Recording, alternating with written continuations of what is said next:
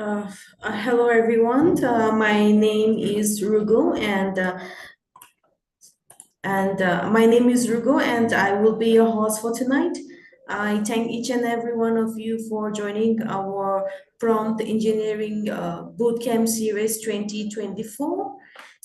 We are live on the LinkedIn and other social media platform as well.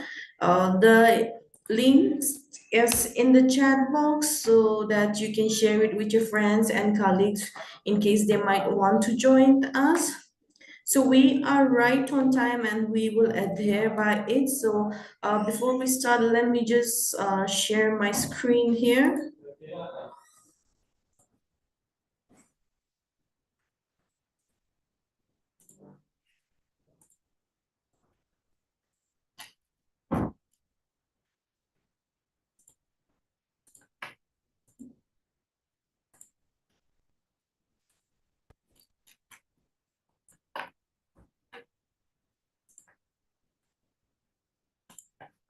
All right. To start with GSDC, we are a vendor agnostic credentialing organization, and we take pride to say that our certificates are globally recognized, and we like to validate the skills of our participants, and that is how we have certified more than 1 lakh professionals till now with over 100 certification portfolios. As an organization, we also tie up with multinational companies and universities. These are some of the names that I have with me here. We also partner with other training organization as well, and we call them as our authorized training partner, ATO. We are accredited by ANSI and ABICB, and we have over 500 advisory board members and SMEs, and they are affiliates from prestigious universities such as Yale, MIT, Stanford, and Wharton.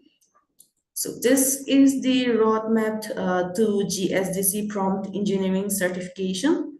In case anyone likes to get certified, then you can get in touch with me or anyone from the council.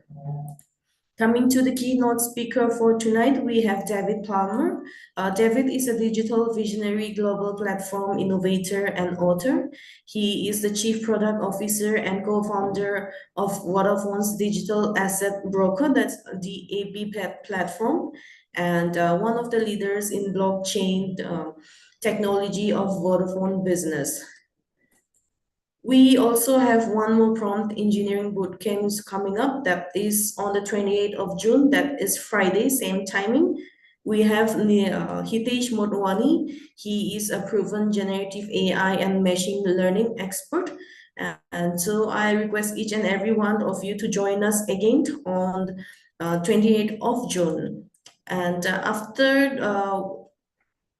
after David has his session, we will have a quick Q&A round, say for 5 to 10 minutes. And you can drop in your questions into the chat box. I would also request every one of you to follow us on LinkedIn and also check out our various pages on social media. And thank you. David, you can take over the screen here. I am stopping my screen share. Excellent. Thank you. I'm going to share some slides. So thank you, GSDC, for inviting me today. It's a pleasure, to be able to give back and outline what we've been doing. As was explained, I'm the chief product officer for the Vodafone Digital Asset Broker. Prior to that, I spent 12 years, developing the Internet of Things platform, which is now Vodafone's platform, one of the, well, I think for 8 years straight, voted one of the top managed connectivity platforms by Gartner. And, I've been, in computer programming for maybe 40 years, and I've seen the different trends. So really looking forward to sharing with you about the role of mobile devices in AI tooling. I think these are two key areas, and what I'm trying to do in this presentation is bring together how these technologies will converge, and the importance of that in terms of development of solutions and applications going forwards. I always like to start my talks by really taking a look at the landscape, right? Taking a look at the IT and the population landscape, and really seeing where we are now, 2024, and where we will be, in 2030. A lot of things happening in 2030, but in terms of population, we're expecting that there will be growth from 8.1 billion to 8.5 billion. More importantly, in terms of mobile phones, we're expecting that we go from 7.4 billion to 8 billion. 8 billion being over 94% penetration. So basically, one of the biggest success stories we've had in technology and the application development explosion has been the move to mobile, which was accelerated in part in 2007 by Apple's introduction of the iPhone and the iOS for mobile, but has now spread with Android much further. And we now have, we're now going in 30 years from, single digit penetration of mobile phones to now everyone having a mobile phone. And the mobile phone being how we interact, how we socialize, how we buy, how we run our businesses. And it's one of the success stories in technology that maybe we don't pay enough attention to. The other side is IoT devices. So most businesses now, in manufacturing and other industry will use IoT devices, mainly to connect different parts of their businesses, but also to collect and transition data. At the moment, there's 17 billion IoT devices. We're expecting 30 billion plus by 2030. And there's a saying that each one of us will have 10 connected devices, and each business will have 60% penetration of devices across its portfolios.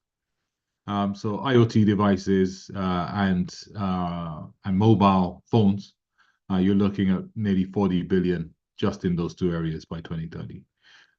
Digital wallets, so we're expecting, this one surprised me, that right now there are over 4 billion digital wallets, not crypto wallets, but digital wallets, Apple Pay, Google Pay, etc. And we're expecting that the digital wallets will increase to 5.6 billion. So that's over 50% penetration by 2030. Now, what's interesting about this is it's also being supported at the government level. So when we look at initiatives for driverless cars and frictionless retail, the key to that is this world of wallets that is that is emerging. And the wallet will be the interaction point between people and financial services. It will be the interaction point between people and managing their identity and their credentials.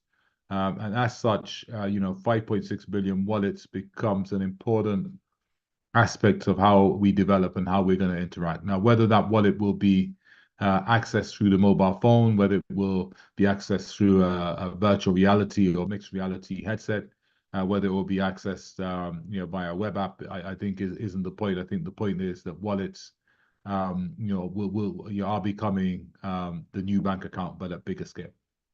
Blockchain, important. A lot of headlines around blockchain, Ethereum, Bitcoin, Solana, some of the leading layer ones, Avalanche as well. But penetration's low, right? So in terms of penetration, 320 million. Not billion, 320 million crypto accounts.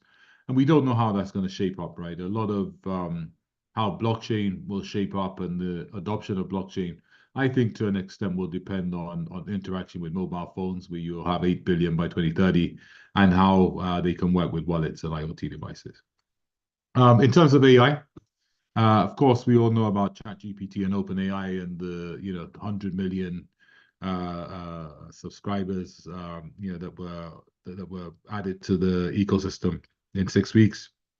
I think the culmination of that is that we're expecting the AI opportunity to be worth anything from 10 to 15 trillion by 2030. And that's why everybody's developing on it. 90% of the world's population will have a mobile phone. So the link between 20 to 15 trillion AI opportunity on mobile phones with over 90%, sort of indicates that there'll be a relationship, with the mobile phone and accessing AI tooling, right? 65% with wallets. So again, if wallets and AI agents are going to be part of our new financial and identity solutions, then again, I think mobile phone will be the access, right? And I think the question is, how important will mobile devices be to AI tooling, right? So we go on to just look at this big picture about the world, right? And if you'd asked me 2 years ago, I would have said, okay, let's talk about identity, where you have the sort of fingerprint, and let's talk about cloud, and let's talk about 5G and these other technologies. And quite quickly, AI has now come into this, and AI is expected to replace 300 million jobs in the next 3 to 4 years. We're seeing the rapid increase in the use of generative AI in every sort of industry, including creative industries, so video production, etc. And the impact is expected to be huge, right? But it works along with blockchain, as we said, which brings us trust. And I think trust will be important for AI, so we can identify it.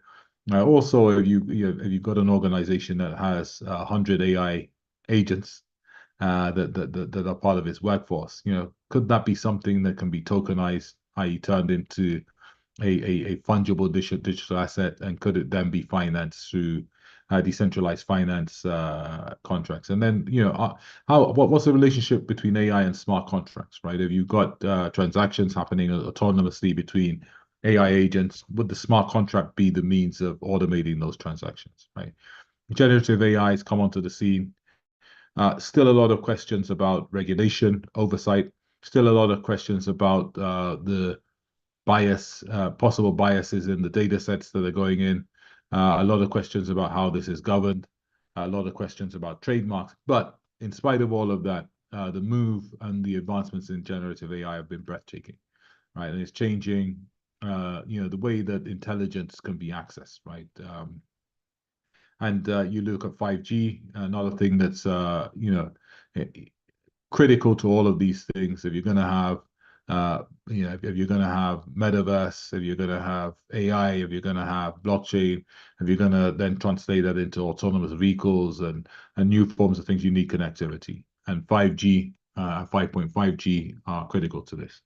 One of the questions I have then is are both AI and mobile a part of the new digital infrastructure being created for a new digital world? And if this digital infrastructure is going to be how we build our new digital world, then what are going to be the changes to developer requirements, especially where a lot of coding will be done by AI in the future with Copilot. You can argue that that's already started.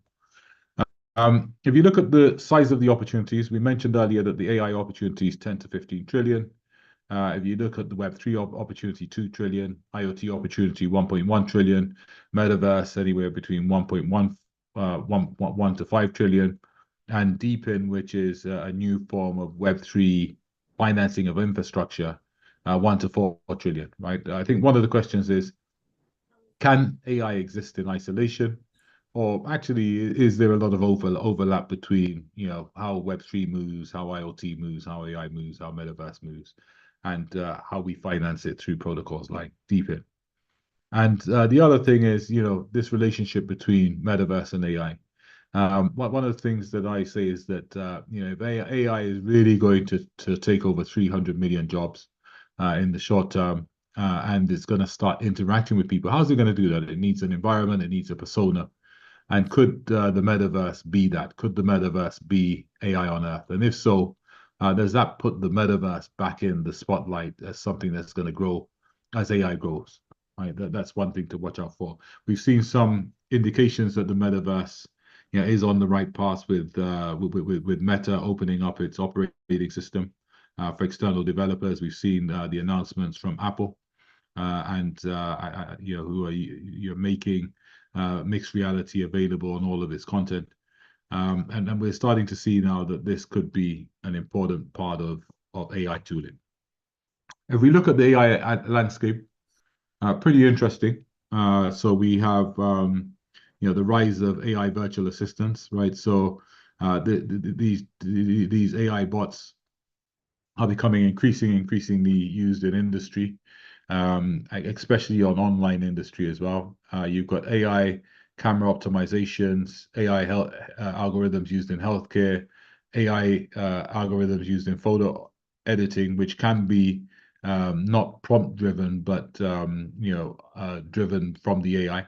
AI content discovery, AI travel, AI video creating and editing. There's new tools coming out for image creation, which even video editors and directors are saying, okay, that I would use that in a live production. So I think that's going very quickly. AI utilities, AI workforce extended, AI education, AI legal advisors, AI software developers, all of those fall in the blue are things where there is a case for the use of AI in education and in the workforce and in legal advice, etc. But there are still a lot of work to do before that comes to pass. I mean, some of the areas where we're seeing AI use, customer experience is one of them. So Sorry, using David, to data. interrupt. I'm so sorry to interrupt. I'm not sure if you are sharing your screen. Can you share your screen with the participants? Apologies. I thought I was. Yes. Let me just go back to Zoom. Thank you so much, and I apologize Uh, again for interrupting you. no, no, no, no, no, no. I think it's important that I share the screen, right? So let me do that. So I was going through some slides there, and I wasn't sharing. So yeah, I just go through that again. So I'm really sorry, guys. Yes, it So is so visible now. Thank you so much. Thank you. Apologies. Yeah, so this is the slide that I gave on the landscape showing the population, the mobile phones, the IoT devices, wallets. I'm really talking about the relationship between mobile devices, IoT devices, and AI. This is the slide that I was talking about. Apologies on the landscape where I had 5G and identity, but now AI is a key part of it. And this is the slide that I spoke about in terms of the size of the opportunity, highlighting the convergence or the overlap between these opportunities, Web3, IoT, Metaverse, Deepin, and AI, and also specifically looking at the convergence or the links between AI and Metaverse opportunities, and this role of the Metaverse as AI on Earth. This one is the one I was just talking about here. So this talks about the AI landscape and talking about the sorts of uh, use cases and that we have. So AI virtual assistants, we all know about AI camera optimization, health, photo editing, content discovery, air travel, utility, and then we spoke about the fact that AI augmented the workforce or AI workforce is something that needs a lot of work. Would you have legislation? What rights would the AI have? Who would you sue if something goes wrong?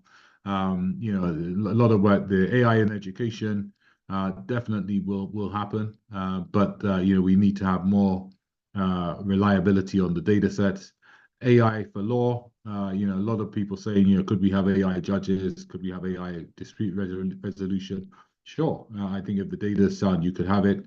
But again, a lot of work. And then AI software development, we're arguing, started with Copilot. But there's a lot of talk, and I was in Silicon Valley just 2 weeks ago, and there was a lot of talk about, how much impact already AI is having on demand for developers, right? And the use of Copilot being a start, but the fact that AI is starting already to take over some of the code creation.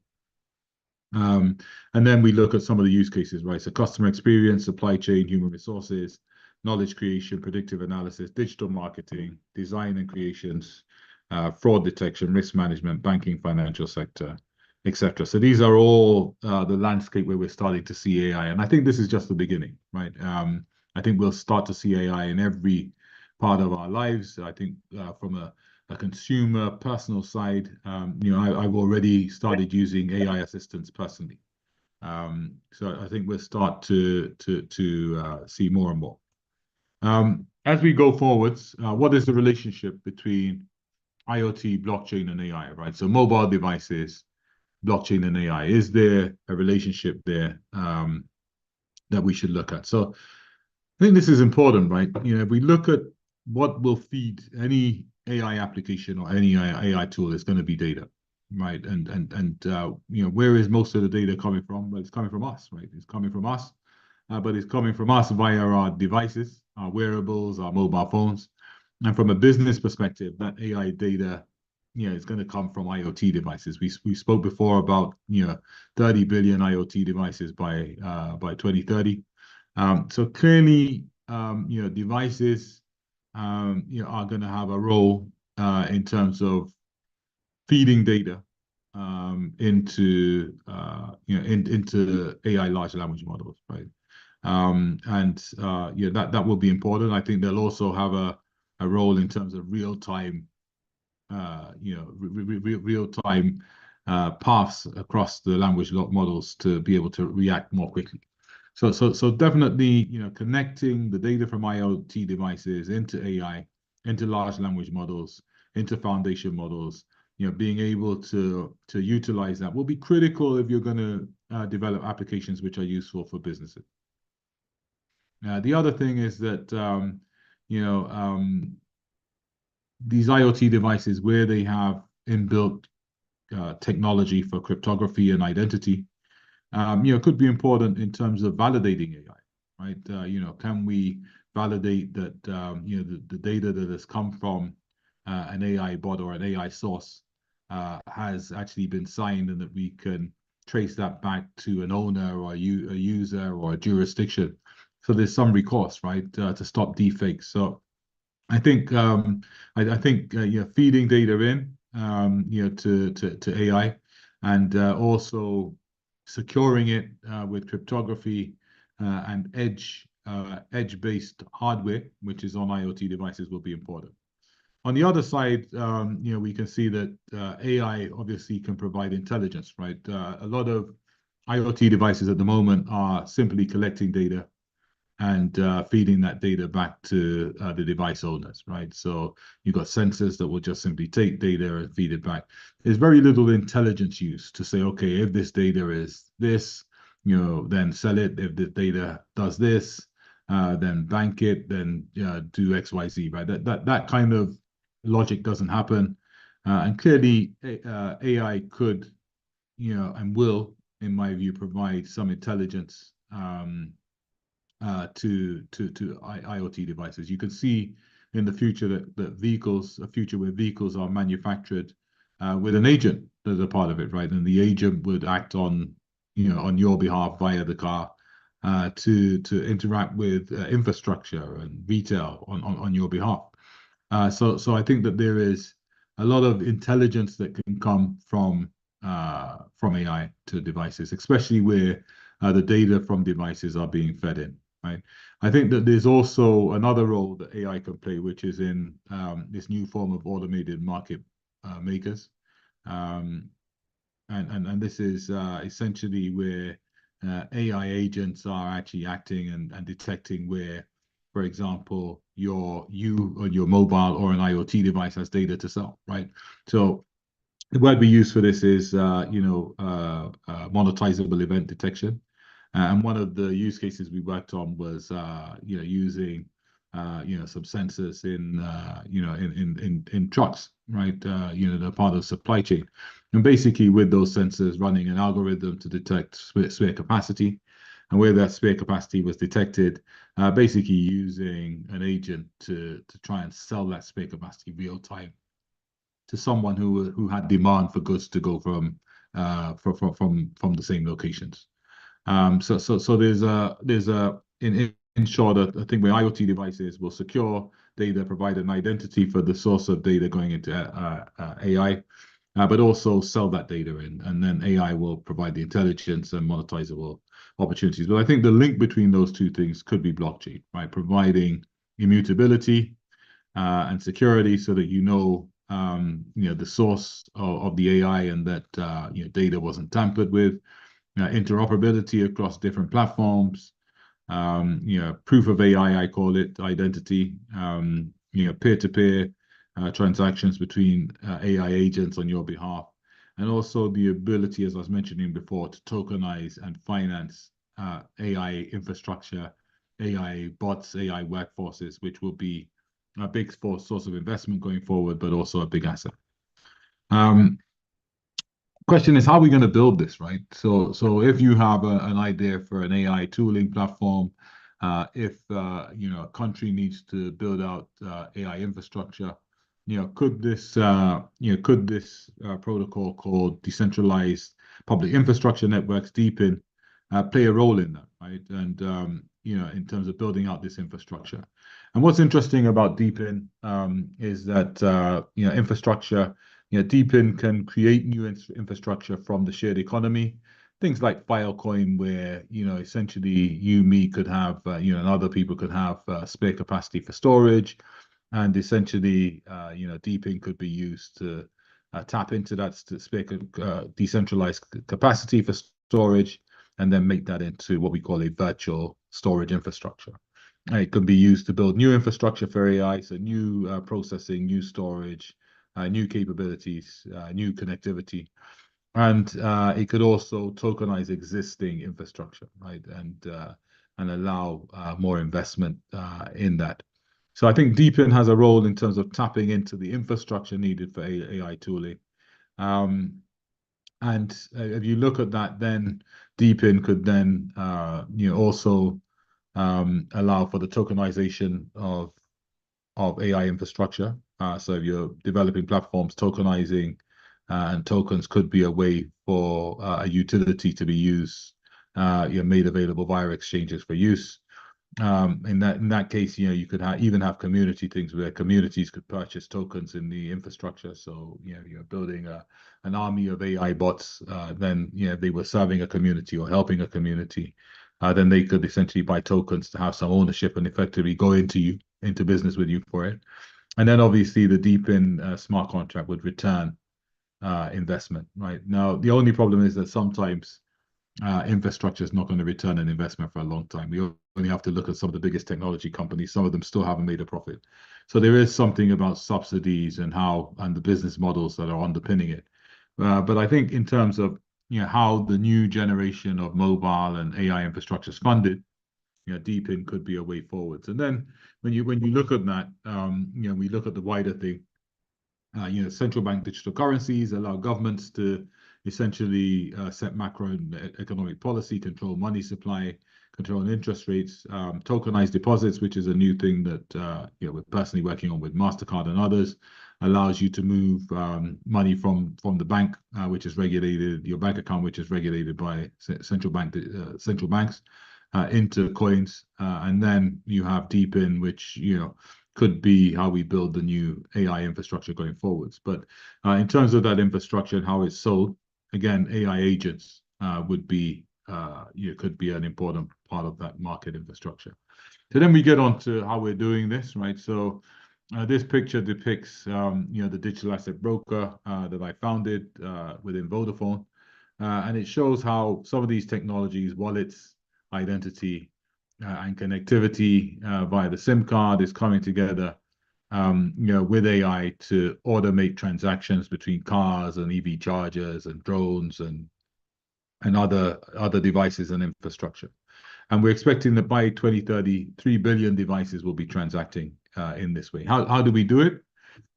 So this could be the key to how you link mobile technology and devices, so mobile phones as well as IoT devices with AI. So what we've done to date is, we in the SIM card, there is essentially two forms of cryptography that can be used. One is private public key infrastructure, and there's an applet in the SIM card called an IoT safe applet, which can produce multiple private public key pairs up to 9. And that is stored in a secure element in the SIM card. So we use that where a device with a SIM card wants to participate in a blockchain or wants to authenticate using PKI. There's also something we have called SIM Trust, which is symmetric key encryption, which is used by a lot of banks. And we can essentially use that symmetric key encryption for older devices to bootstrap encryption onto the device. We use the secure element and the keys essentially to power wallet applications, essentially to power and create a digital signature. So devices and the AI associated with the SIM can actually sign, have a digital signature. And then we use the elliptic curve cryptography to build. We've used that to build a bridge into blockchain systems. So the blockchain protocols covered Avalanche, Ethereum, Hyperledger Fabric, and R3 Corda are the ones, right? Now, one of the questions that we ask here is, could SIMs, with this technology, our DAB technology, actually be used to link to AI in the future, right? Could it be the bridge to really provide a secure link between data generated by IoT devices or mobile phones and AI, ensuring that there is a meta tag that will always be able to trace back to someone? Could this be the link to secure, trusted AI tooling, right, at scale? One of the things about telecoms infrastructure is that it's trusted, right? It's we're used to managing critical infrastructure, but also phone numbers come with what we call know your customer, AML. So it actually links back to credentials where something goes wrong with an AI tool or an AI bot or something generated from AI. You can actually trace it back to a legal entity, and you can actually trace it back so that you have jurisdiction and the cost of legal relations. Looking at this, if you look at cities like Dubai, by 2030, I think they're expecting to have 30% autonomous vehicles. There's a big move towards modal transport. And the question is, how's that going to happen, right? And they're incorporating AI across all of this, right? How is it going to happen? This sort of technology allows every device to have a passport. It allows AI to have a passport and an identity. It allows it to link to wallets. It allows it to be securely encrypted. It allows it to sign, and it allows it to be logged on a decentralized ledger for security. So this is how we're doing it and how we're linking devices and mobile devices to AI tooling. An example of that would be EV charging as well. Essentially, where we have the same technology in the car and the SIM. We can have secure identity, so both parties are able to sign, and we use the elliptic curve technology to link to blockchain. Now, bear in mind that the signature from the secure element allows external signing on chain, right? So that's important. It's an external signing on chain, so every device becomes a part of the ecosystem. And then we're seeing that if we look at this, that essentially chargers, as we were saying, could be tokenized using DeepIn. Communities can invest in them. Governments can have subsidies. Smart contracts can repay the token. But the AI marketplace and monetization, so data secured on the blockchain, so that data can be authenticated and sold to AI LLMs, right? So we're having security of that data and identity of the data and traceability of the data that's going into LLMs, which pays big time, right? Because the technology is able to link to blockchain. And on the same time, you've got the data that is being collected from the car and the charger actually being able to go into algorithms to improve the experience for the drivers, right? And also the experience for the charge point operators. So that's one example we've got. Another one is this one here, where essentially you have a protocol called YOM, who are essentially using the creator economy so that you can use decentralized storage and GPU power for gaming, right? So rather than having hardware for gaming, you go through a browser approach, and it's using shared GPU based on a deep infrastructure, and it's using AI to optimize that. It's using AI to build the code. It's using AI to have an increasingly optimized user experience and balancing of the GPU power. So you're seeing here again another example of AI tooling being used in a real solution. If we look at where we're going, we spoke about the metaverse being AI on Earth. What about the AI metaverse, right? If you look at the metaverse and how it is, you've got consumer metaverse, industrial metaverse, shared metaverse. But across all of those things, including the creator economy, including the data economy, including the gig economy, you've got AI, which is essentially shaping all of that with new tooling. And if you look at this could be, if you're getting into developing AI tooling applications, that AI metaverse could be a good market, focus, right, in terms of the key things to focus on. In terms of technology, I think, I mentioned before that we're moving into a new digital infrastructure for a new digital world. If you look at this sort of architecture, I think the key thing is that we're moving into a new digital operating system. I call it the metaverse operating system, but essentially, there's a new operating system, and this operating system, will allow developers to incorporate XR, right? So immersive technologies, Web 2, Web 3, AI, fintech, mobile, enterprise, layer 2 blockchains, as I've been describing, right? And also layer 1. So this new digital operating for a new digital world is about the convergence of technologies, right? AI won't exist alone. It needs an ecosystem.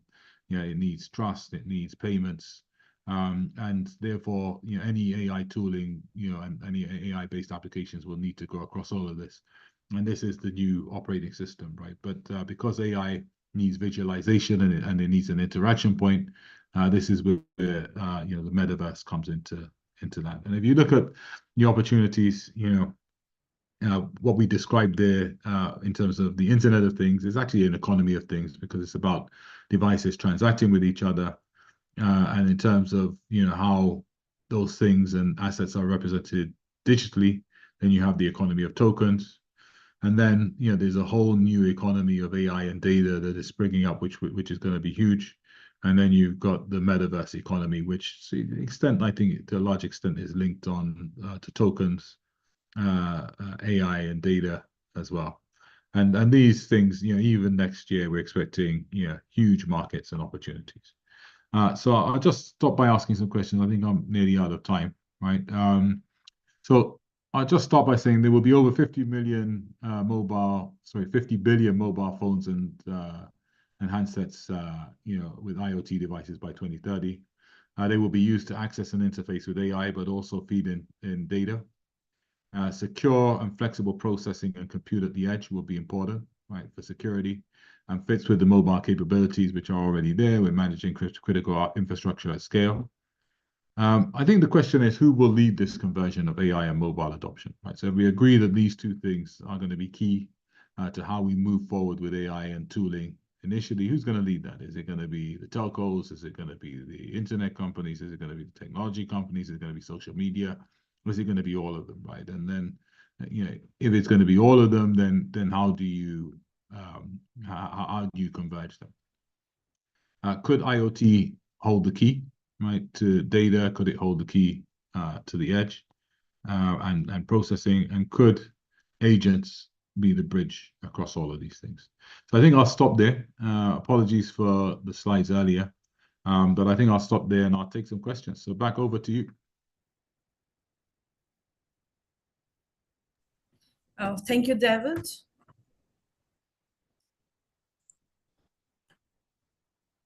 All right. Thank you so much, David, for this wonderful insight. So we will have a quick Q&A round. So I would request everyone to drop down your question into our chat box. And David, you can pick up any one of them, or else I can pick it up for you as well. And I think if you pick them up, that'll be fine. Sure.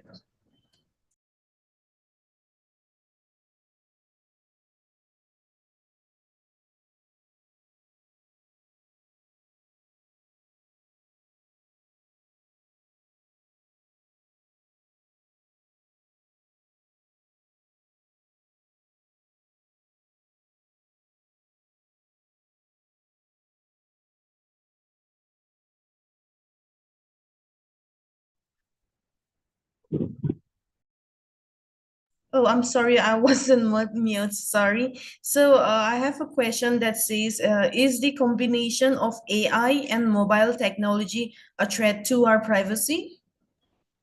I think this is where legislation and regulation needs to come in. So clearly, AI is moving forwards at a very, very fast pace. There are laws, but not consistently executed across different regions. So in Europe, we have what we call GDPR. I think in some sub-Saharan African countries, it's called POPI. And then you have different things, but you have different levels of it. Now, Is it a threat to our privacy?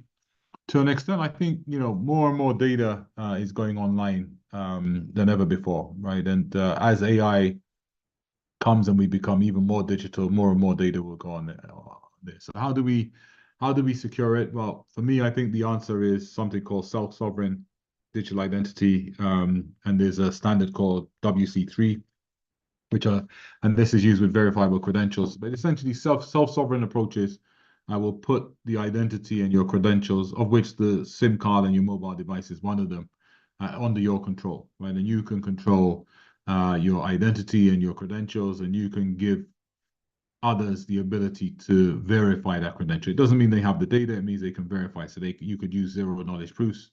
So David's renting a car. Am I over 18? Yes or no. Do I have an appropriate driving credential? Yes or no. I think this type of approach not only allows things to move really quickly, but it also allows for this new digital world where essentially you could have different personas, different agents acting on your behalf that you could give access to use or verify different parts of your credentials. So it fits very nicely in with AI, and AI needs to be owned, right? So um, essentially, AI platforms that are using our data, they need to be owned by an entity, and there needs to be recourse to legal options. So I think the answer is yes. There's always, I think, the way we're going, a privacy danger. But I think with the right regulation and the right approach, like self-sovereign, it could be mitigated. But we're not there yet. Okay, thank you. And I have one more question. Anjali Morji, she is asking, is there any tool that connect AI with blockchain? I think there's a few, right, that does that, but I don't think it's a matter of, you know, essentially AI on blockchain, can be connected via normal APIs, right? I think that is the way things happen, but also via identity and credentials, right? So where you have identity and credentialing, it can be done. If you're looking for a tool, so PeerPoint, so the platform, the Vodafone DAB now called PeerPoint, does that. There's also something called Boat ID that can do it as well. And there are other protocols out there. UBatch is another one. So there's a few things there, but it's developing. Okay, so we will pick up two more questions. And so the first one is, since you share the AI and mobile device combination, so how about security with Android mobile devices? Yeah, I think it's an issue, right? Uh, but uh, but this is slightly different because essentially the security that we're describing is on the SIM. So you're not relying on the device. It's almost device agnostic. You're storing private public keys on the SIM in a secure element in the SIM card, and you're essentially able to bootstrap that with other forms of cryptography. So because it's on the SIM card, to an extent, it does mitigate the operating system dangers, but not completely. I mean, you're absolutely right. But it does provide a more consistent way because we're using the SIM card. Okay, thank you for that again. And we have the last questions for tonight, and it is a little similar. So Akshay is asking, the AI and 5G are energy intensive tech domain. The current need of the hour is to have climate change mitigation. So what are your thoughts on this? Yeah, I mean, we had the same thing with blockchain and proof of work mining not being energy efficient. I think 5G, some of these issues have been flagged.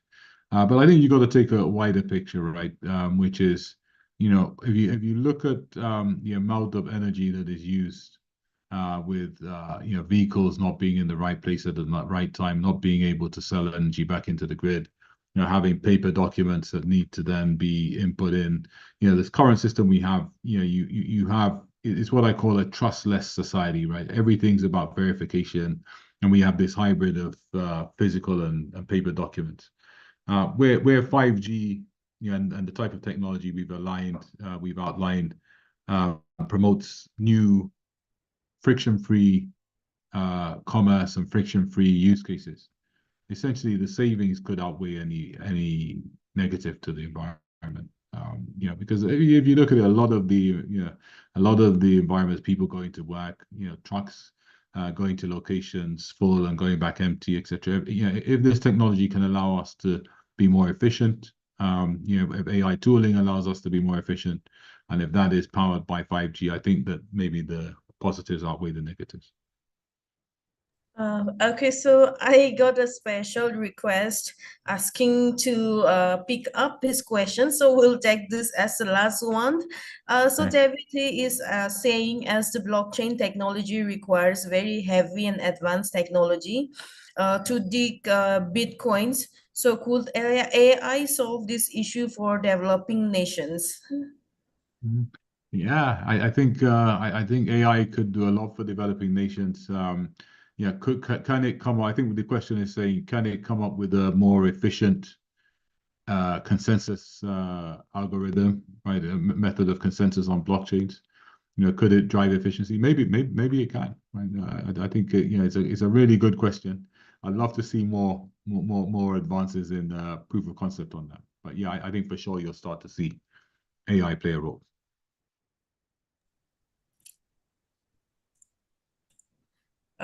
All right. Thank you, David, so much for the insightful session that you have presented today. Um, and for those questions that have not been answered, please do not worry. We will get back to you with all the answers. And also for the recordings of these sessions, I would request every one of you to be patient. Once we are done with the necessary editing, it will be shared across to your email. And also, we will be sharing our participants' certificate by next week. So once the third bootcamp is done, you will have the certificate into your email as well. So stay tuned and do join our next bootcamp as well. And I would request every one of you who are comfortable switching on their cameras. I would like to take a few pictures of everyone.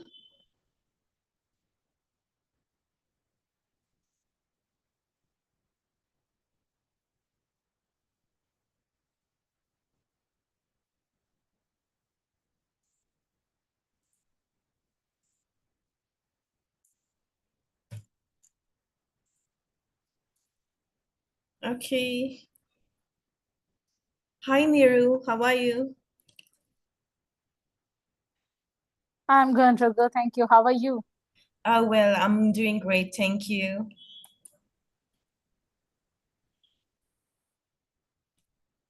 Just give me one more minute here. Hi, Sashank. Hi, Sean. Hi, Mohammed. Hello, how are you? I'm great. Thank you for asking. I hope you enjoyed the session today. Wonderful, wonderful. It was wonderful. I would be expecting you on our next bootcamp as well then. Definitely. All right. All right. Thank you so much, everyone. I will see you on the Friday again. That is the 28th of June. Same timing. And we have Mr. Hitesh Motwani. He will be our keynote speaker. All right. Thank you, everyone. You have a great day ahead. Thank you. Thank you. Thank you. Thank you. Thank you, David. Thank you. Thank you. Thank you. Oh boy.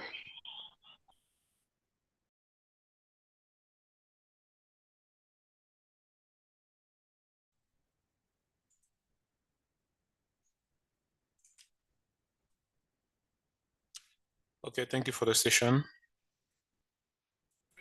See you next time. See you at the next one.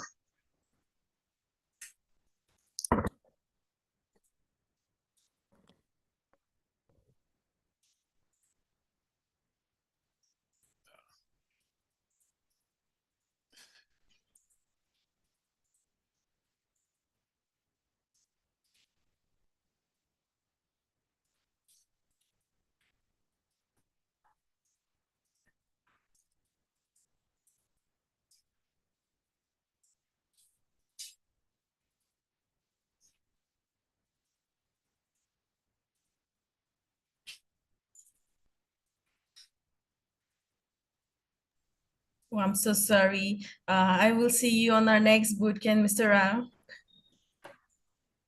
All right. Thank you for notifying me. Okay, bye-bye. Bye. Have a great day ahead. Have a good day too.